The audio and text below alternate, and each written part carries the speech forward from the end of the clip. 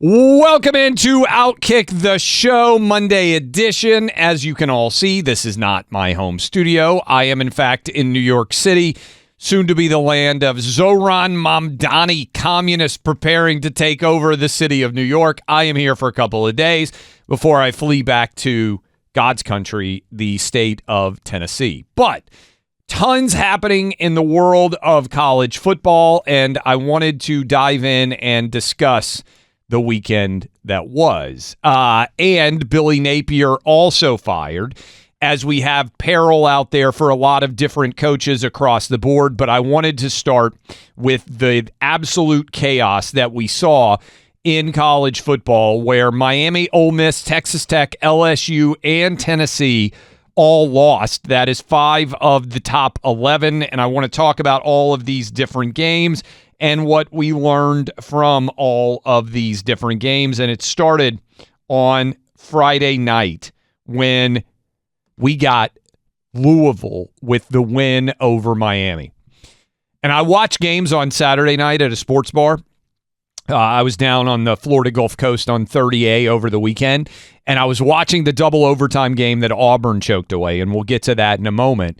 But as I was stopping watching the overtime game, I'd gone to the bathroom, I stopped in front of a television. Guy working at the restaurant came up and he said, I'm a big Miami fan. He said, Miami's the Dallas Cowboys of the college football. And I'm roughly quoting him here, he said, just like the Cowboys, they get us all excited, and then when it really matters, they just completely collapse. And I was thinking about that as I watched Auburn collapse. But Miami lost. Bad Carson Beck showed up. 4 interceptions. And this is what has been the danger of the Mario Cristobal era. Much like happened last year with Cam Ward, they came out, they were amazing in September. The defense started to crumble, and they fell apart later. And a lot of you out there had the same reaction I did when Miami gave a reported $4 million to Carson Beck. And that was, okay, are you going to get Carson Beck from 2 years ago when he looked like the overall number 1 pick in the NFL draft? Or are you going to get the Carson Beck that threw a ton of interceptions and was very erratic in his final year starting at quarterback? And for the first 6 games of the year, they had gotten, first 5 games of the year, really good Carson Beck. And then bad Carson Beck reared his ugly head. Congratulations to Louisville. Right now, Georgia Tech is the only undefeated team left in the ACC, and Miami is all the way down at 9th. They're 1-1 right now with a ton of different games still to come in the ACC, and it's possible that Miami's not going to be able to make the college football playoff. And as a result, who knows how many the ACC is even going to get in? Maybe it's just Georgia Tech, and Georgia Tech runs the table. With multiple teams that are potentially going to have 2 losses now, and maybe only one team with 1 loss, I think you have to open the door to the possibility that the ACC is only going to get 1 team in the playoff. So this Miami loss is a big deal, and we will see how it continues to impact the playoff going forward. You know what else was a big deal? How about Vanderbilt beating LSU? My buddy Todd Furman came out and he said this was the first time Vanderbilt's favored in a top 25 matchup in the SEC since 1977. Today, Vanderbilt is number 10 in the AP poll. They are going to host College Game Day with Missouri coming to town. And this is not some Vanderbilt team that is a smoke and mirrors figment of the football imagination. They're actually legitimately, I think, one of the 10 best teams in college football. It's not just Diego Pavia. This team is stacked on the offensive and defensive lines. They had a chance to win on the road in Tuscaloosa. They turned the ball over twice in the red zone. Otherwise, they would have had a real chance to win there too. They're 6-1. For the first time since 1950, they are 6-1. For the first time, I believe, since the 1940s, they are ranked, I think, 47. They are ranked in the top 10. And Vanderbilt has a real chance with 5 games to go. If they can go 4-1 in those games, and they're a small favorite over Missouri this coming weekend, they're a legit favorite potentially to make the college football playoff. Now, they have to go at least 4-1. That would mean they can't They have to beat 2 of the 3 of Missouri, Tennessee, and Texas, to say nothing of Auburn, which who knows what you're going to get from Auburn or Kentucky, right? There's still a bunch of different moving parts here. But I don't think it's crazy to expect that Vanderbilt could go into that final game of the season against Tennessee with a real chance to make the college football playoff. And I want to give credit to my buddy Barton Simmons. I've known him for a long time. Those of you who are longtime OutKick fans may well remember that his wife Haley was one of our writers. In fact, that's one of the reasons they met each other. She wrote great gift guides, really funny columns for years on this site. They now have 3 daughters. Barton is the GM of Vanderbilt. He's the guy who's in charge of helping to put together this team in an NIL era, and he has done an absolutely incredible time, as has Clark Lee and many others out there as well. Now, LSU. A lot of people saying, what's going to happen next, Clay, with Brian Kelly? I think anybody who claims to know any answer there is frankly not being honest with you. But now that you're looking at year 4 with Brian Kelly, he got Jaden Daniels, and they were able to ride that to a big-time success. If LSU loses this weekend to Texas A&M, as they are favored to do, you are going to see an uproar. You are going to see an absolute uproar inside of the LSU fan base. And there are going to be a lot of people saying it's time to move on from Brian Kelly. If they also lose to Alabama, they hit the bye week and then they hit Alabama, there's a possibility. In fact, Vegas would tell you right now LSU is favored to be 5-4 with 3 to go. I don't know what the dollars out there are on Brian Kelly's buyout. I know it's a lot, but there would be a lot of people saying it's time for Brian Kelly to go. Just watch how all of this ends up shaking out.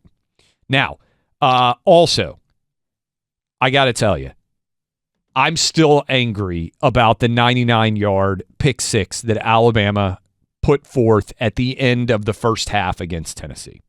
And I'm angry in particular about the play calling. And I dove into this in the starting 11, which I'm looking at right now. Here's a refresher for those of you out there who don't remember how exactly this went down. Tennessee ran to the Alabama 2-yard line for a first down, and they took a timeout.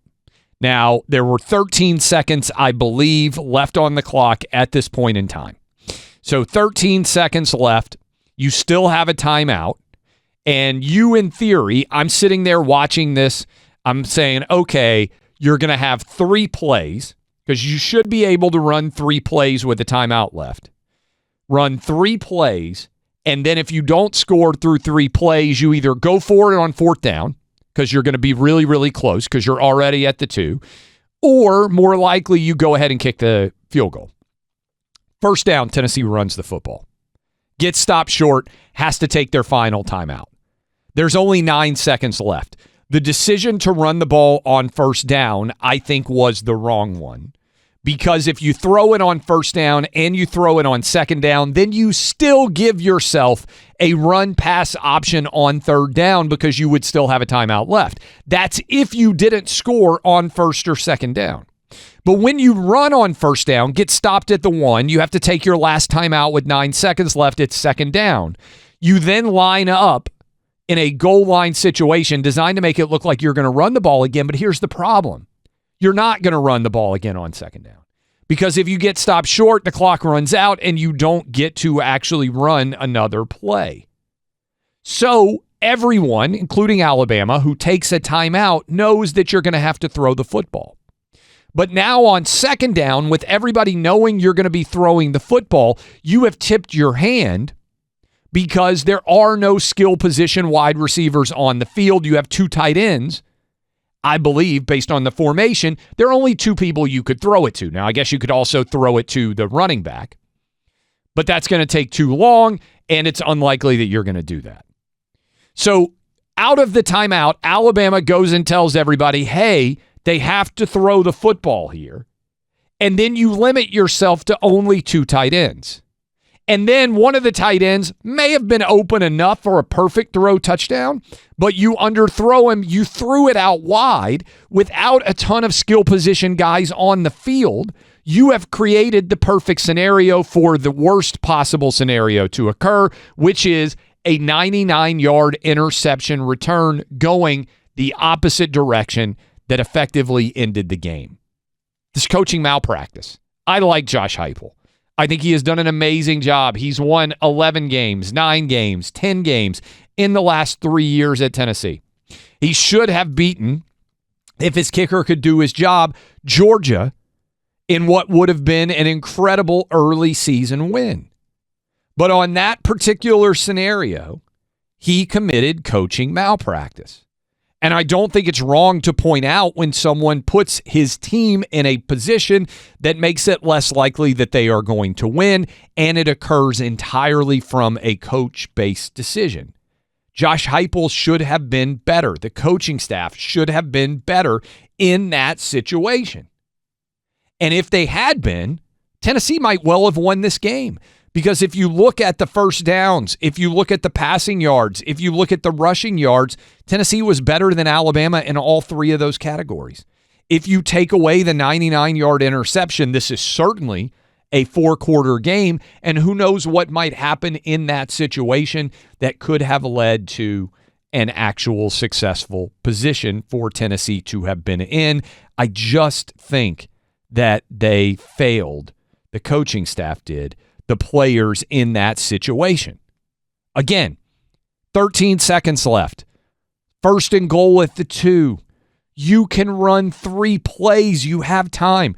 Throw it on first down. Throw it on second down. And then if you don't score with that elite wide receiver cadre there, if you don't score in that situation, you certainly are not throwing it in a way where you should be having an opportunity for a pick six.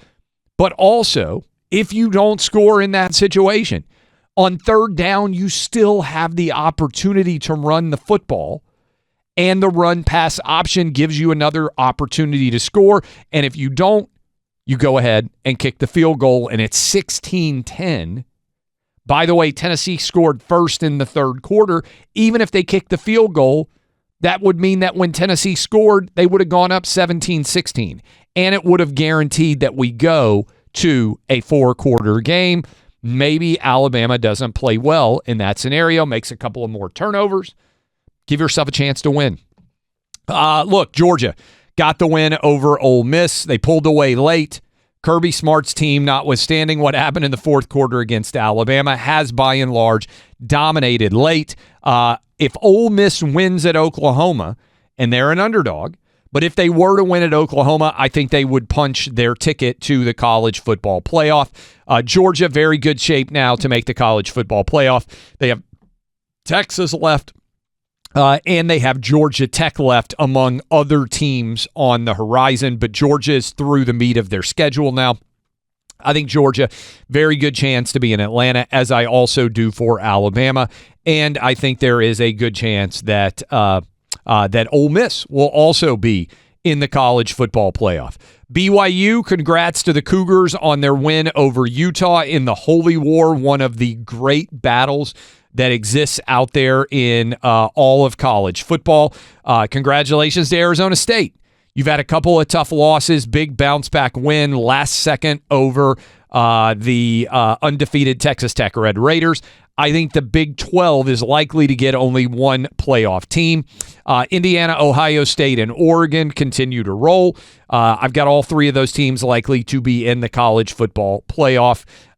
And Notre Dame gets the win over Lincoln Riley. The Lincoln Riley experiment at USC. Awful play calling. Even Snoop Dogg, big USC Trojan fan, was calling out the play calling from Lincoln Riley late in that game. Notre Dame poised to get back to 10-2 with losses to A&M, with losses to Miami. Could a 10-2 Notre Dame team end up in the playoff? Certainly. We'll have to see how the resume shakes there. A couple of other things. But first, let me tell you, get hooked up right now at PrizePicks. You can play in California. You can play in Texas. You can play in Florida. You can play in Georgia. Go to prizepicks.com. Use my name, Clay. When you play $5, you get back $50. That's prizepicks.com. My name, Clay. Also, OutKick. Use code OutKick. $5 turns into $50 when you play. We had a narrow loss in our Prize Picks pick this past week. Hopefully we can give you another winner. I give you picks on Thursday. Use code OutKick. You get hooked up right now. $5 turns into $50. That's prizepicks.com, code OutKick. Do it today. prizepicks.com, code OutKick. Also, Billy Napier out 2-4 3-4, I believe, right? 3-4 was his record. Got the win over Mississippi State. They fired him anyway. And I was looking at the odds for who is the next head coach going to be at the University of Florida. These are the favorites. Lane Kiffin. Here is the challenge. Lane Kiffin's probably going to be coaching Ole Miss in the playoff. Will they wait at Florida for Lane Kiffin? I don't know. Jeff Brom, big win for Louisville. He is the second favorite to be the next coach of the Florida Gators. Then James Franklin and Eli Drinkwitz and Marcus Freeman and then Urban Meyer. Those are the orders. Jed Fish out at Washington, Alex Golesh at South Florida. I said my four, if I were making a decision right now that I think are at least interesting and maybe willing to come, I would look at Lane Kiffin. I would look at James Franklin. I would look at Alex Golesh. And then John Gruden. Those are the four that kind of stand out to me if I were looking to try to fill the Florida Gator job. Those are the ones that make the most sense. Okay. Again, I'm up in New York. We'll be doing the OutKick show from up here. Scheduled to be on with Jesse Waters later tonight. And I'm doing the Tunnel to Towers charity golf event at Liberty National. I am the MC, so I'm about to bounce from here to head out to be the MC and hopefully help raise several $1 million for first responders, police officers, people who lose their lives in the service of others. They do an amazing job at Tunnel to Towers, and that is why I'm up in New York, and that is where I'm headed next. Okay, my OutKick National Top 10. I break this down pretty straightforward. As you guys know, if you've been longtime OutKick fans, I only rank teams based on what they've actually done on the field. Not what I expect them to do, but what we have actually seen them do. With that in mind, I have the Indiana Hoosiers as my overall number one team. People say, oh, Clay, you don't think Indiana's actually... I'm not telling you who I think is the best. I'm looking at resumes, and Indiana right now has, in my opinion, the best resume in all of college football. Why? Because they have the second best win on the road against Oregon, and they have not actually lost a game yet. So I have Indiana number one overall. I have Ohio State number two. People say, oh, well, look at who is Ohio State beaten that we feel like is a really, really good football team. Based on what we've seen through 7 weeks of games, Ohio State's best win is Illinois? In Texas? Texas had to go to overtime against Kentucky this past week. I know Texas has one good win all year. They beat Oklahoma. Big rivalry win. That was a great win. I'm not taking it away from Texas. But hanging your hat on Texas as the best win of your season right now, I've got Texas as the 11th best football team in the SEC. So, no, I don't think Ohio State's resume right now is actually that great. Their best win is Illinois or Texas. Neither one of those teams necessarily is even a top 25 team. So that's why I have Indiana above, because I do think Oregon is really, really good. Then I've got Alabama 3. People say, well, they lost to Florida State. It's true. But they also just beat Tennessee. They beat Mizzou on the road. They beat Vanderbilt. And they beat Georgia on the road. That's 4 straight really good top 20 caliber wins. Alabama has the best wins in college football this year. Now, they have the loss to Florida State. It's not a good loss. No dispute that. But 4 good wins to me cancel out the one bad loss to the extent that I have them number 3 overall. Then I've got Georgia. Georgia, good win over Ole Miss. Good win over Tennessee. Thank you, shanked field goal. But they lost at home to Alabama. Okay, that wasn't a bad loss. I've got Georgia 4, Texas A&M 5. Yes, A&M is undefeated, but the best win A&M has is over Notre Dame. Now, we'll see what happens with A&M against LSU this weekend. May have been looking ahead a little bit because A&M gave up 42 points to Arkansas this past weekend. So that's why I knocked them down a little bit to 5. Vanderbilt's number 6. Yes, they lost on the road against Alabama. But they now have won at Virginia Tech, at South Carolina, and they have beaten LSU. No smoke and mirrors there. They had a chance to win against Alabama. I've got Vandy 6. I've got BYU 7, undefeated. Very good win over Utah. That BYU schedule is about to get a lot more difficult, though, and we will find out whether BYU at 7 is justified or not. Georgia Tech, nice win over Duke. That win over Clemson doesn't look so great. That win over Colorado, not so great. I've got Georgia Tech at 8 because they are undefeated, 7-0. Which is a very good, solid, incredibly phenomenal result for Brent Key. And Haynes King, I love watching him play quarterback, but there's not a lot of meat on that bone for Georgia Tech right now. They still got some big games, and they close with Georgia, which looks like maybe the biggest Georgia Tech game in a long time. I've got Ole Miss at 9. Look, Lane Kiffin's team, very good. I think they're going to lose at Oklahoma this weekend. I do. That would be back-to-back losses, and that would mean then that Ole Miss would need to run the table in order to make the college football playoff. And then I drop Miami all the way to 10. Really good wins for Miami over South Florida, over Notre Dame. I don't think beating Florida is a bad win. That win over Florida State doesn't look as good given that Florida State has now dropped 4 in a row. So I dropped Miami all the way back to 10. We'll see if they can run the table from here on out or if the mid-season flaws of the Mario Cristobal era are going to continue to reveal themselves. Okay. SEC Power Rankings 1 to 16. I said I've got Alabama number 1 overall in the SEC. I've got Georgia number 2, A&M 3, Vanderbilt 4, Ole Miss 5. You heard my arguments for why those 5 are in that order. Then I've got Oklahoma. We'll see what happens with Oklahoma against Ole Miss this weekend. Then I've got Missouri. Missouri on the road against Vanderbilt. LSU host Texas A&M. Tennessee at 9. I've got Florida at 10, who just fired Billy Napier. And then I've got Texas at 11. Mississippi State at 12. Remember, they beat Arizona State, which is probably the best win of the bottom tier cadre of teams. South Carolina at 13. They get Alabama this weekend. Auburn at 14. Tough to watch Auburn lose 4 straight SEC games, all 4 of which they could actually have won. Arkansas at 15. And then Kentucky at 16. That is my SEC power rankings. I have said, and I'm going to continue to argue it, if you get to 10-2 in the SEC, you are going to make the college football playoff.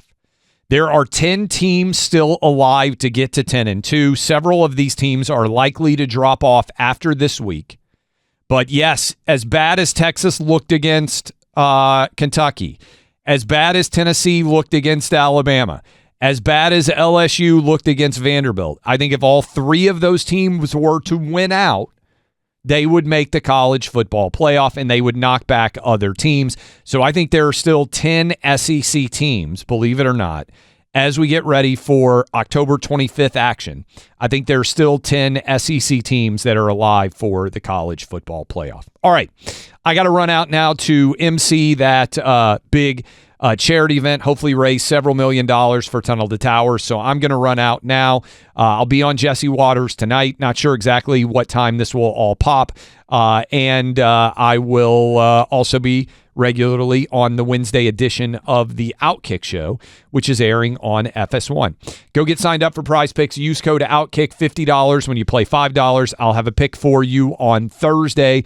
Until then, I am Clay Travis, and this has been OutKick the show. DBAP, unless you need to SBAP, this has been OutKick.